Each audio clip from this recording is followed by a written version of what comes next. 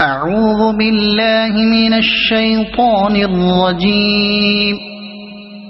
براءة من الله ورسوله إلى الذين عاهدتم من المشركين فسيحوا في الأرض 4 أشهر واعلموا أنكم غير معجز الله وأن الله مخزي الكافرين. وأذان من الله ورسوله إلى الناس يوم الحج الأكبر أن الله بريء من المشركين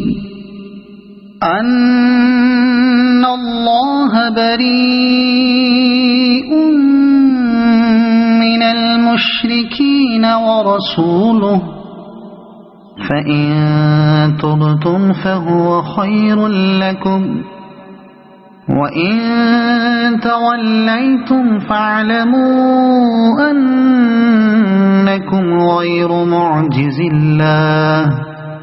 وبشر الذين كفروا بعذاب أليم. إلا الذين عاهدتم من المشركين ثم لم ينقصوكم شيئا ولم يظاهروا عليكم أحدا فأتموا إليهم عهدهم إلى مدتهم إن الله يحب المتقين. فإذا انسلخ الأشهر الحرم فاقتلوا المشركين حيث وجدتموهم وخذوهم واحصروهم واقعدوا لهم كل مرصد فإن تابوا وأقاموا الصلاة وآتوا الزكاة فخلوا سبيلهم إن الله غفور رحيم. وإن أحد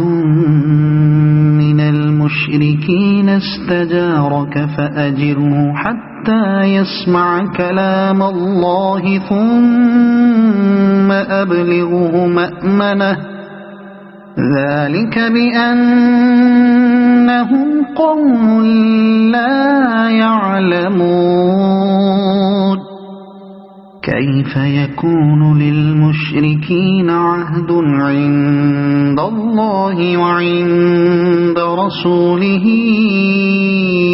إلا الذين عاهدتم عند المسجد الحرام فما استقاموا لكم فاستقيموا لهم إن الله يحب المتقين. كيف وإن يظهروا عليكم لا يرقبوا فيكم إلا ولا ذمة يرضونكم بأفواههم وتأبى قلوبهم وأكثرهم فاسقون. اشتروا بآيات الله ثمنا قليلا فصدوا عن سبيله إنهم ساء ما كانوا يعملون. لا يرقبون في مؤمن إلا ولا ذمة وأولئك هم المعتدون. فإن تابوا وأقاموا الصلاة وآتوا الزكاة فإخوانكم في الدين ونفصل الآيات لقوم يعلمون وإن نكثوا أيمانهم من بعد عهدهم وطعنوا في دينكم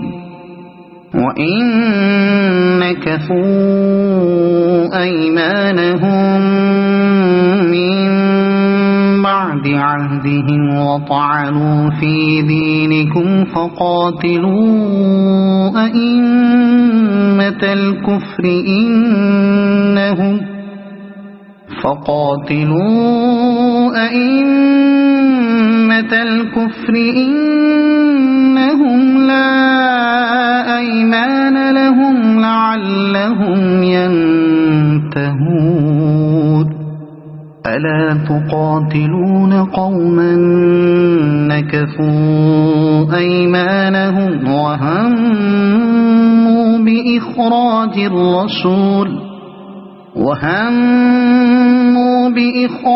الرسول وهم بدأوكم أول مرة أتخشونهم فالله أحق أن تخشوه إن كنتم مؤمنين قاتلوهم يعذبهم الله بأيديكم ويخزهم وينصركم عليهم ويشف صدور قوم مؤمنين ويذهب غيظ قلوبهم ويتوب الله على من يشاء والله عليم حكيم أم حسبتم أن تتركوا ولما يعلم الله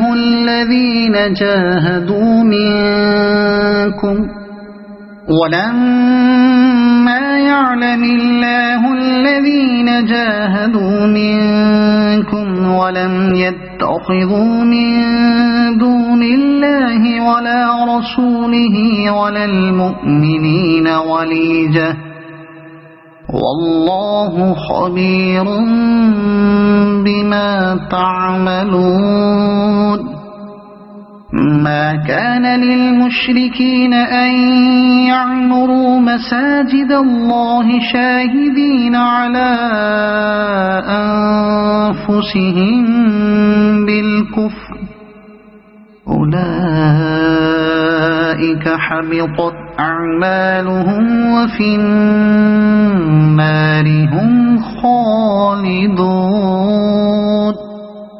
إنما يعمر مساجد الله من آمن بالله واليوم الآخر وأقام الصلاة وآتى الزكاة ولم يخش إلا الله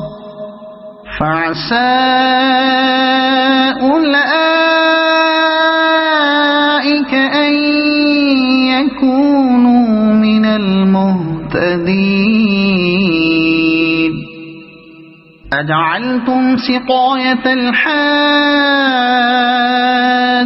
وعمارة المسجد الحرام كمن آمن بالله واليوم الآخر وجاهد في سبيل الله لا يستوون عند الله والله لا يهدي القوم الظالمين الذين آمنوا وهاجروا وجاهدوا في سبيل الله بأموالهم وأنفسهم أعظم درجة عند الله وأولئك هم الفائزون يبشرهم ربهم برحمة منه ورضوان وجنات لهم فيها نعيم مقيم خالدين فيها أبدا إن الله عنده أجر عظيم يا أيها الذين آمنوا لا تتخذوا آباءكم وإخوانكم أولياء إن استحبوا الكفر على الإيمان ومن يتولهم منكم فأولئك هم الظالمون قل إن كان آباؤكم وأبناؤكم وإخوانكم وأزواجكم وعشيرتكم وأموال اقترفتموها وتجارة تخشون كسادها ومساكن ترضونها أحب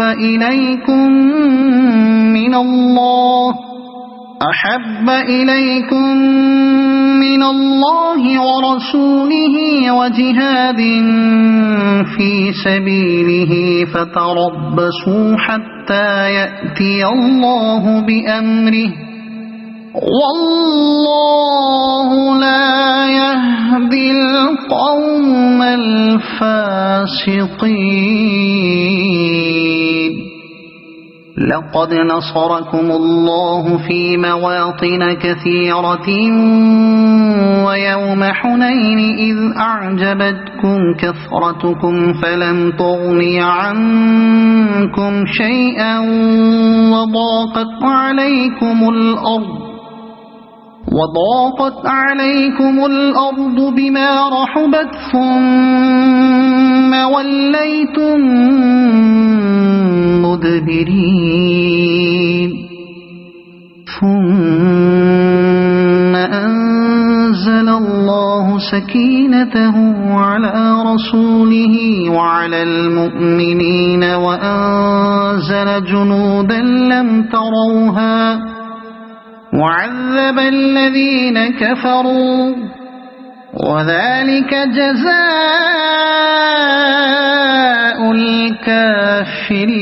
الكافرين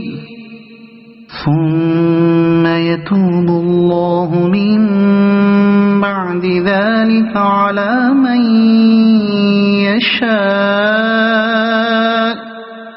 والله غفور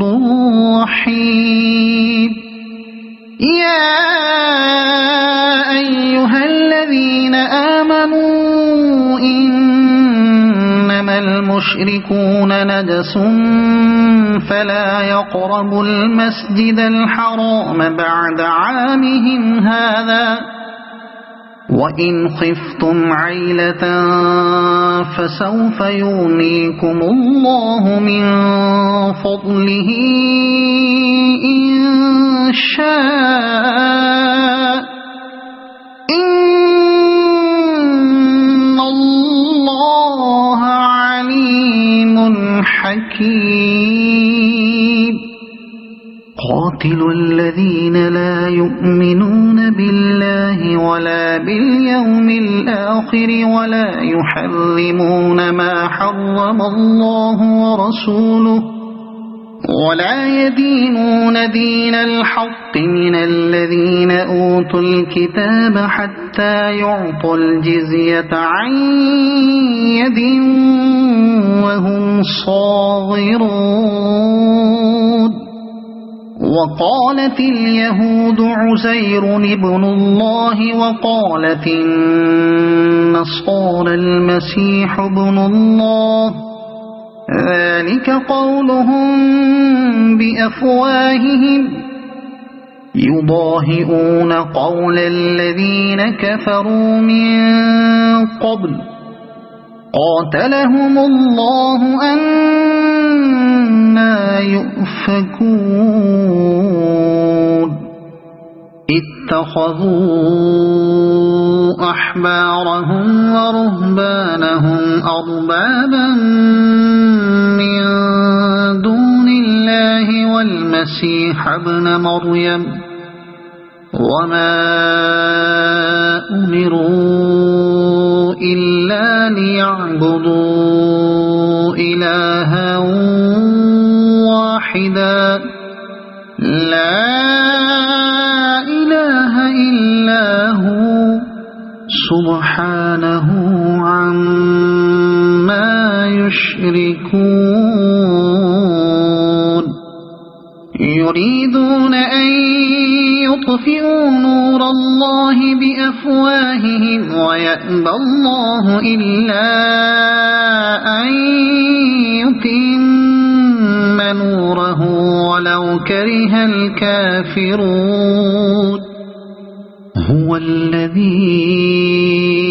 أرسل رسوله بالهدى ودين الحق ليظهره على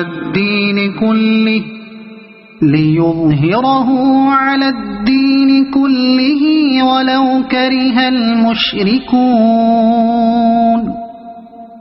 يا أيها الذين آمنوا إن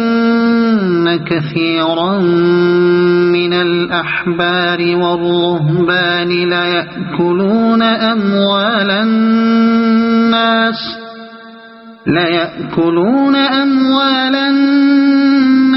بالباطل ويصدون عن سبيل الله والذين يكنزون الذهب والفضة ولا ينفقونها في سبيل الله فبشرهم بعذاب أليم يوم يحمى عليها في نار جهنم فتكوى بها جباههم وجنوبهم وظهورهم هذا ما كنزتم لأنفسكم فذوقوا ما كنتم تكنزون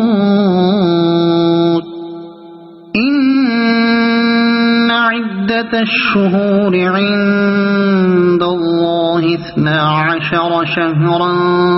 في كتاب الله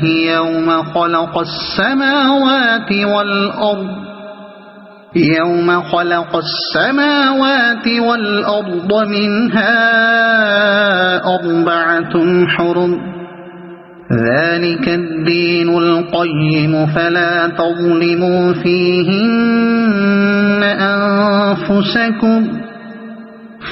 تظلموا فيهن أنفسكم وقاتلوا المشركين كافة كما يقاتلونكم كافة واعلموا أن الله مع المتقين إنما النسيء زيادة في الكفر يضل به الذين كفروا يحلونه عاما ويحرمونه عاما ليواطئوا عدة ما حرم الله فيحلوا ما حرم الله زين لهم سوء أعمالهم والله لا يهدي القوم الكافرين يا أيها الذين آمنوا ما لكم إذا قيل لكم انفروا في سبيل الله اثاقلتم إلى الأرض أرضيتم بالحياة الدنيا من الآخرة فما متاع الحياة الدنيا في الآخرة إلا قليل إلا تنفروا يعذبكم عذابا أليما ويستبدل قوما غيركم ولا تضروه شيئا والله على كل شيء قدير إلا تنصروه فقد نصره الله إذ أخرجه الذين كفروا ثاني اثنين إذ هما في الغار إذ يقول لصاحبه لا تحزن إن الله معنا فأنزل الله سكينته عليه وأيده بجنود لم تروها وجعل كلمة الذين كفروا السفلى وكلمة الله هي العليا والله عزيز حكيم انفروا خفافا وثقالا وجاهدوا بأموالكم وأنفسكم في سبيل الله ذلكم خير لكم إن كنتم تعلمون لو كان عرضا قريبا وسفرا قاصدا لاتبعوك ولكن بعدت عليهم الشقة وسيحلفون بالله لو استطعنا لخرجنا معكم يهلكون أنفسهم والله يعلم إنهم لكاذبون عفى الله عنك لم أذنت لهم حتى يتبين لك الذين صدقوا وتعلم الكاذبين لا يستأذنك الذين يؤمنون بالله واليوم الآخر أن يجاهدوا بأموالهم وأنفسهم والله عليم بالمتقين إنما يستأذنك الذين لا يؤمنون بالله واليوم الآخر وارتابت قلوبهم فهم في ريبهم يترددون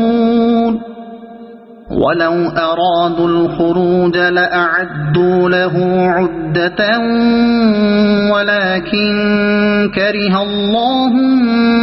بعاثهم فثبطهم وقيل اقعدوا مع القاعدين لو خرجوا فيكم ما زادوكم إلا خبالا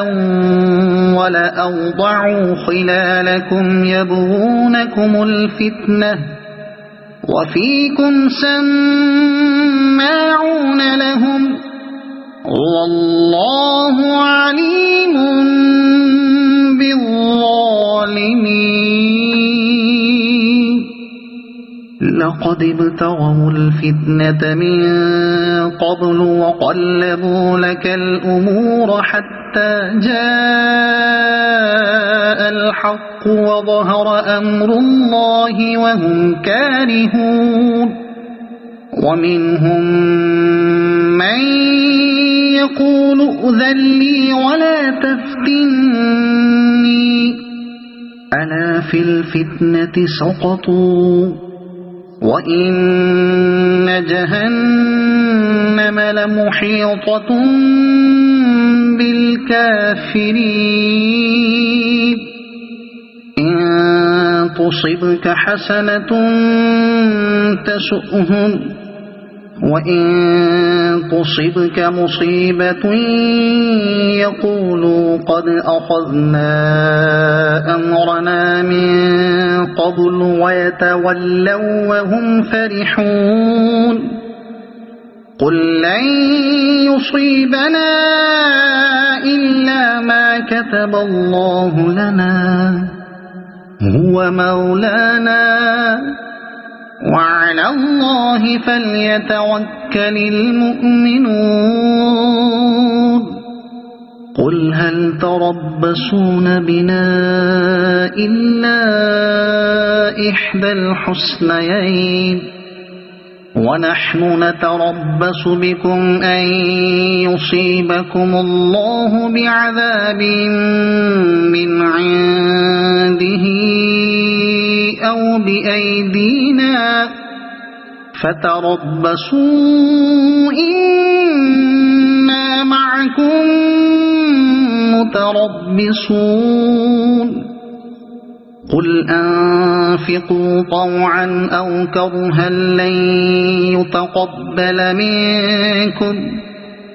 إنكم كنتم قوما فاسقين وما منعهم أن تقبل منهم نفقاتهم إلا أنهم كفروا بالله وبرسوله ولا يأتون الصلاة إلا وهم كسالى ولا ينفقون إلا وهم كارهون فلا تعجبك أموالهم ولا أولادهم إنما يريد الله ليعذبهم بها في الحياة الدنيا وتزهق أنفسهم وهم كافرون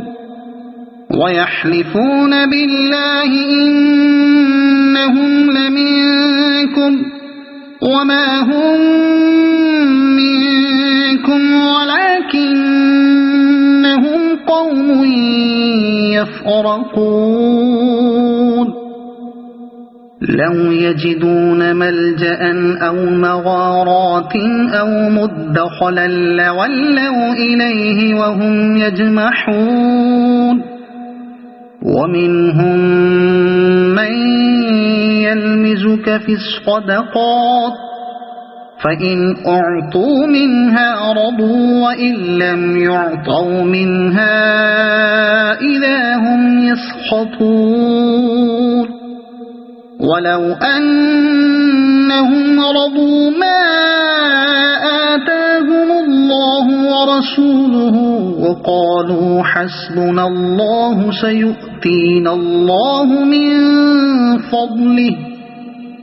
سيؤتينا الله من فضله ورسوله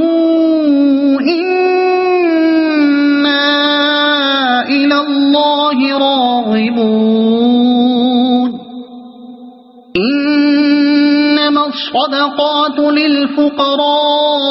والمساكين والعاملين عليها والمؤلفة قلوبهم وفي الرقاب والغارمين وفي سبيل الله وابن السبيل فريضة من الله والله عليم حكيم ومنهم الذين يؤذون النبي ويقولون هو أذن قل أذن خير لكم يؤمن بالله ويؤمن للمؤمنين ورحمة للذين آمنوا منكم والذين يؤذون رسول الله لهم عذاب أليم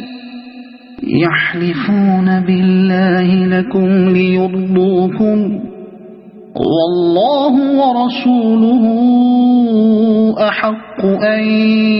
يرضوه إن كانوا مؤمنين ألم يعلموا أنه من يحادد الله ورسوله فأن له نار جهنم خالدا فيها ذلك الخزي العظيم يحذر المنافقون أن تنزل عليهم سورة تنبئهم بما في قلوبهم قل استهزئوا إن الله مخرج ما تحذرون ولئن سألتهم ليقولن إنما كنا نخوض ونلعب قل أبالله وآياته ورسوله كنتم تستهزئون لا تعتذروا قد كفرتم بعد إيمانكم إن نعف عن طائفة منكم نعذب طائفة بأنهم كانوا مجرمين المنافقون والمنافقات بعضهم من بعض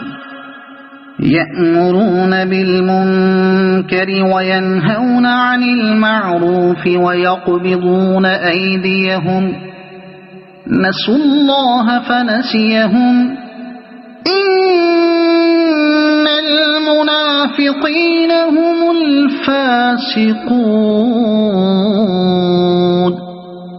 وعد الله المنافقين والمنافقات والكفار نار جهنم خالدين فيها هي حسبهم ولعنهم الله ولهم عذاب مقيم كالذين من قبلكم كانوا أشد منكم قوة وأكثر أموالا وأولادا فاستمتعوا بخلاقهم فاستمتعتم بخلاقكم كما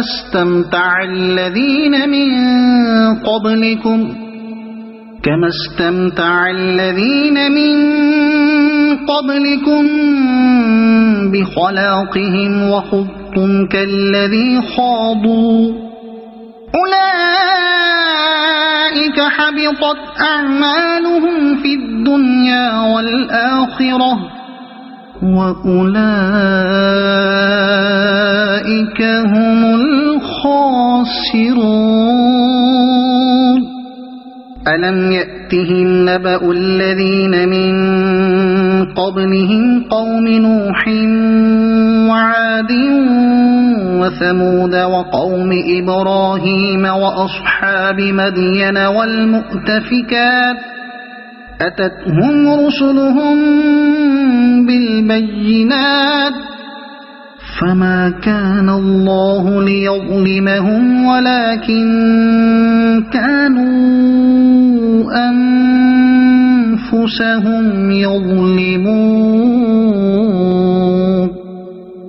والمؤمنون والمؤمنات بعضهم أولياء بعض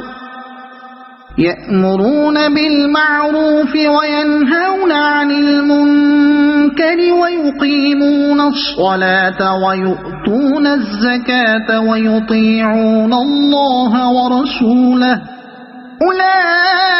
أولئك سيرحمهم الله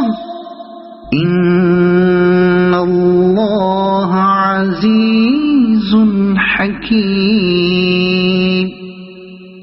وعد الله المؤمنين والمؤمنات جنات تجري من تحتها الأنهار خالدين فيها ومساكن طيبة في جنات عدن ورضوان من الله أكبر ذلك هو الفوز العظيم يا أيها النبي جاهد الكفار والمنافقين واغلظ عليهم ومأواهم جهنم وبئس المصير يحلفون بالله ما قالوا ولقد قالوا كلمة الكفر وكفروا بعد إسلامهم وهموا بما لم ينالوا وما نقموا إلا أن أغناهم الله ورسوله من فضله فإن يتوبوا يك خيرا لهم وإن يتولوا يعذبهم الله عذابا أليما في الدنيا والآخرة وما لهم في الأرض من ولي ولا نصير ومنهم من عاهد الله لئن آتانا من فضله لنصدقن ولنكونن من الصالحين فلما آتاهم من فضله بخلوا به وتولوا وهم معرضون فأعقبهم نفاقا في قلوبهم إلى يوم يلقونه بما أخلفوا الله ما وعدوه وبما كانوا يكذبون ألم يعلموا أن الله يعلم سرهم ونجواهم وأن الله علام الغيوب الذين يلمزون المطوعين من المؤمنين في الصدقات والذين لا يجدون إلا جهدهم فيسخرون منهم سخر الله منهم ولهم عذاب أليم استغفر لهم أو لا تستغفر لهم إن تستغفر لهم 70 مرة فلن يغفر الله لهم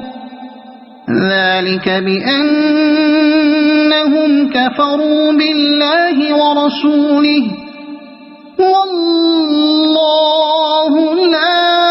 يهدي القوم الفاسقين فرح المخلفون بمقعدهم خلاف رسول الله وكرهوا أن يجاهدوا بأموالهم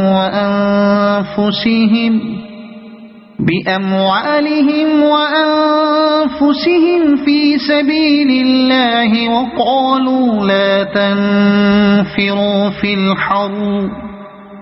قل نار جهنم أشد حرا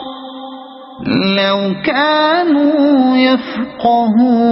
يفقهون فليضحكوا قليلا وليبكوا كثيرا جزاء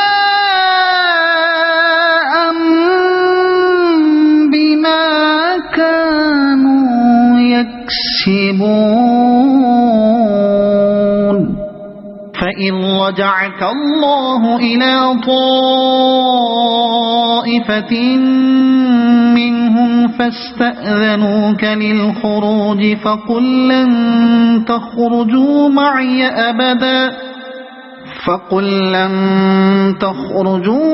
أبدا ولن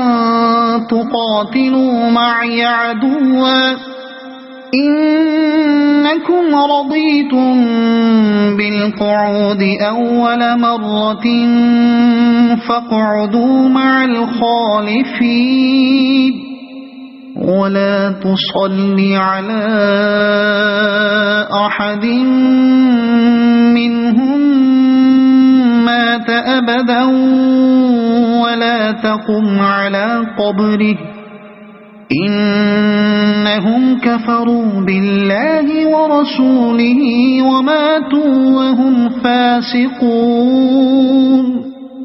ولا تعجبك أموالهم وأولادهم إنما يريد الله أن يعذبهم بها في الدنيا وتزهق أنفسهم وهم كافرون وإذا أنزلت سورة أن آمنوا بالله وجاهدوا مع رسوله استأذنك أولو الطول منهم وقالوا ذرنا نكن مع القاعدين رضوا بأن يكونوا مع الخوالف وطبع على قلوبهم فهم لا يفقهون لكن الرسول والذين آمنوا معه جاهدوا بأموالهم وأنفسهم وأولئك لهم الخيرات وأولئك هم المفلحون أعد الله لهم جنات تجري من تحتها الأنهار خالدين فيها ذلك الفوز العظيم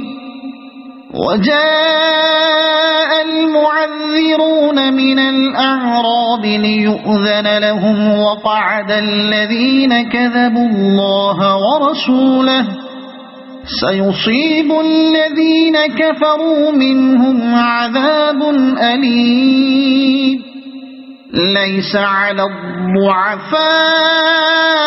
ولا على المرضى ولا على الذين لا يجدون ما ينفقون حرج إذا نصحوا لله ورسوله ما على المحسنين من سبيل والله غفور رحيم ولا على الذين إذا ما أتوك لتحملهم قلت لا أجد ما أحملكم عليه تولوا وأعينهم تفيض من الدمع حزنا ألا يجدوا ما ينفقون إنما السبيل على الذين يستأذنونك وهم أغنياء رضوا بأن يكونوا مع الخوالف وطبع الله على قلوبهم فهم لا يعلمون يعتذرون إليكم إذا رجعتم إليهم قل لا تعتذروا لن نؤمن لكم قد نبأنا الله من أخباركم وسيرى الله عملكم ورسوله ثم تردون إلى عالم الغيب والشهادة فينبئكم بما كنتم تعملون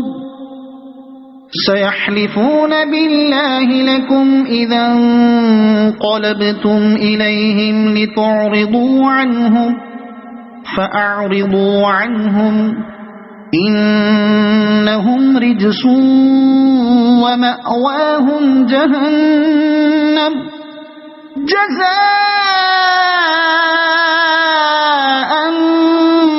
بما كانوا يكسبون يحلفون لكم لترضوا عنهم فإن ترضوا عنهم فإن الله لا يرضى عن القوم الفاسقين الأعراب أشد كفرا ونفاقا وأجدر ألا يعلموا حدود ما أنزل الله على رسوله والله عليم حكيم ومن الأعراب من يتخذ ما ينفق مغرما ويتربص بكم الدوائر عليهم دائرة السوء والله سميع عليم ومن الأعراب من يؤمن بالله واليوم الآخر ويتخذ ما ينفق قربات عند الله وصلوات الرسول ألا إنها قربة لهم سيدخلهم الله في رحمته إن الله غفور رحيم والسابقون الأولون من المهاجرين والأنصار والذين اتبعوهم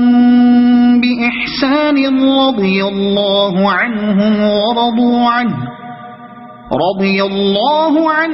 ورضوا عنه وأعد لهم جنات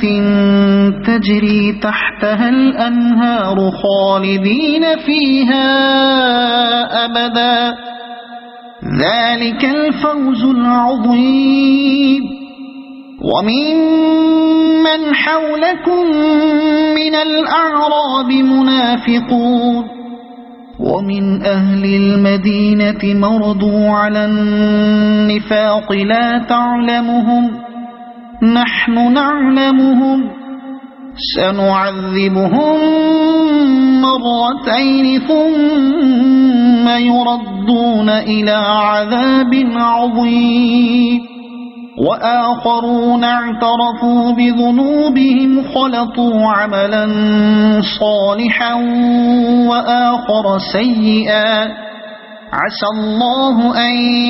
يتوب عليهم إن الله غفور رحيم خذ من أموالهم صدقة تطهرهم وتزكيهم بها وصل عليهم إن صلاتك سكن لهم والله سميع عليم ألم يعلموا أن الله هو يقبل التوبة عن عباده ويأخذ الصدقات وأن الله هو التواب الرحيم وقل اعملوا فسيرى الله عملكم ورسوله والمؤمنون وستردون إلى عالم الغيب والشهادة فينبئكم بما كنتم تعملون وآخرون مرجون لأمر الله إما يعذبهم وإما يتوب عليهم والله عليم حكيم والذين اتخذوا مسجدا ضرارا وكفرا وتفريقا بين المؤمنين وإرصادا لمن حارب الله ورسوله من قبل وليحلفن إن أردنا إلا الحسنى والله يشهد إنهم لكاذبون لا تقم فيه أبدا لمسجد أسس على التقوى من أول يوم أحق أن تقوم فيه رجال يحبون أن يتطهروا والله يحب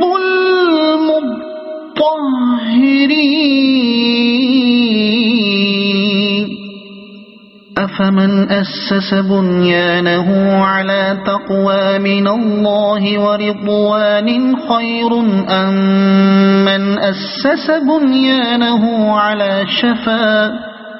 على شفا جرف هار فانهار به في نار جهنم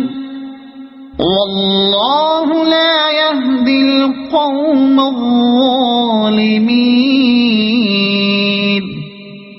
لا يزال بنيانهم الذي بنوا ريبة في قلوبهم إلا أن تقطع قلوبهم والله عليم حكيم إن الله اشترى من المؤمنين أنفسهم وأموالهم بأن لهم الجنة يقاتلون في سبيل الله فيقتلون ويقتلون وعدا عليه حقا في التوراة والإنجيل والقرآن ومن أوفى بعهده من الله فاستبشروا ببيعكم الذي بايعتم به وذلك هو الفوز العظيم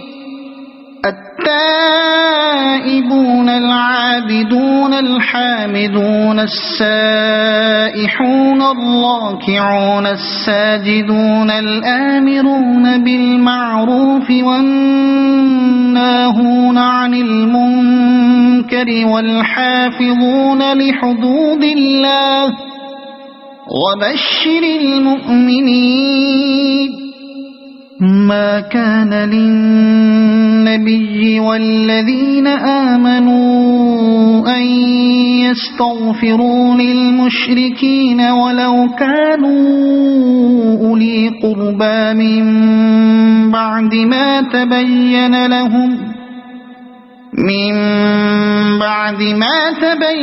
لهم أنهم أصحاب الجحيم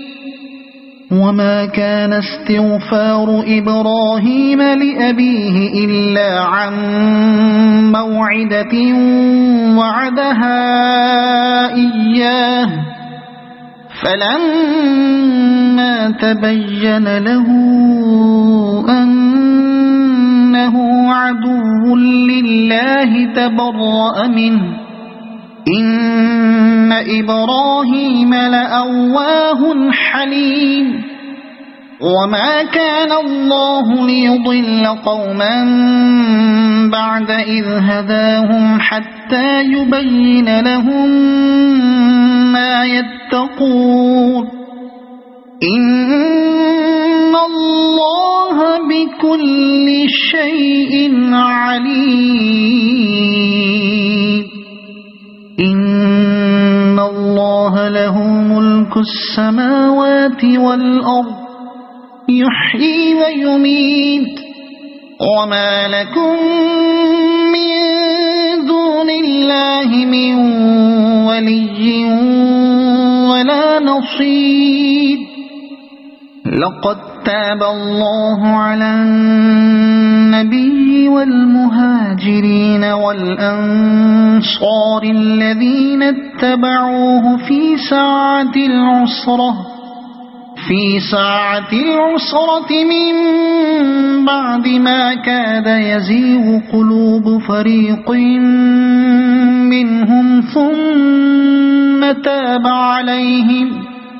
إنه بهم رءوف رحيم وعلى الثلاثة الذين خلفوا حتى إذا ضاقت عليهم الأرض بما رحبت وضاقت عليهم أنفسهم وظنوا أن لا ملجأ من الله إلا إليه ثم تاب عليهم ليتوبوا إن الله هو التواب الرحيم يا أيها الذين آمنوا اتقوا الله وكونوا مع الصادقين ما كان لأهل المدينة ومن حولهم من الأعراب أن يتخلفوا عن رسول الله ولا يرغبوا بأنفسهم عن نفسه ذلك بأنهم لا يصيبهم ظمأ ولا نصب ولا مخمصة في سبيل الله ولا يطؤون موطئا يغيظ الكفار ولا ينالون من عدو نيلا إلا كتب لهم به عمل صالح إن الله لا يضيع أجر المحسنين ولا ينفقون نفقة صغيرة ولا كبيرة ولا يقطعون واديا إلا كتب لهم ليجزيهم الله أحسن ما كانوا يعملون وما كان المؤمنون لينفروا كافة فلولا نفر من كل فرقة منهم طائفة ليتفقهوا في الدين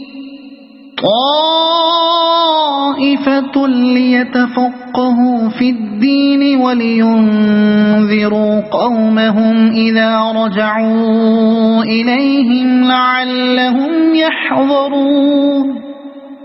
يا أيها الذين آمنوا قاتلوا الذين يلونكم من الكفار وليجدوا فيكم غلظة واعلموا أن الله مع المتقين وإذا ما أنزلت سورة فمنهم من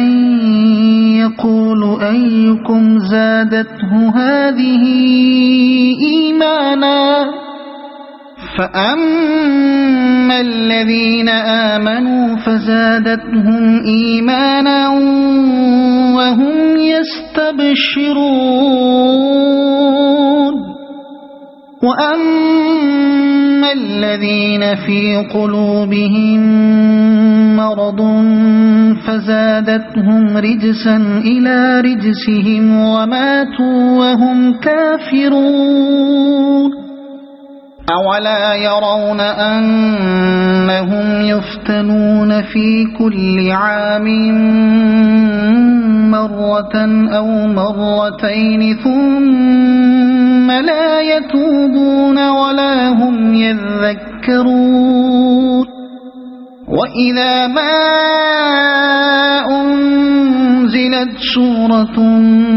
نظر بعضهم إلى بعض هل يراكم من أحد